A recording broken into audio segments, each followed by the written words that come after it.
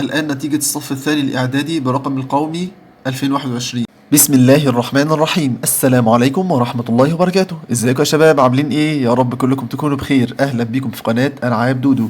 يلا بينا مع فيديو جديد. بسم الله. الموقع اقرأ نيوز. الآن نتيجة الصف الثاني الإعدادي برقم القومي 2021. نتيجة الصف الثاني الإعدادي، تعرف على نتيجتك الآن.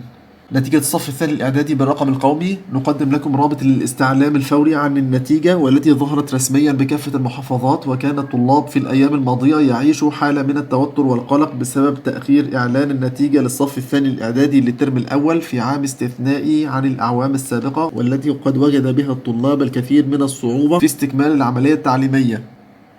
نتيجة الصف الثاني الإعدادي بالرقم القومي، نوفر إلى طلابنا آخر تحديث لنتائج الامتحانات للصف الثاني الإعدادي، والتي قد أعلنت في صباح اليوم على بوابة التعليم الأساسي التابع لوزارة التربية والتعليم. وقد ظهرت النتيجة في جميع المحافظات: دمياط، المنيا، سوهاج، أسيوط، البحيرة، شمال سيناء، الشرقية والفيوم والقاهرة والقليوبية بالرقم القومي للطالب فقط.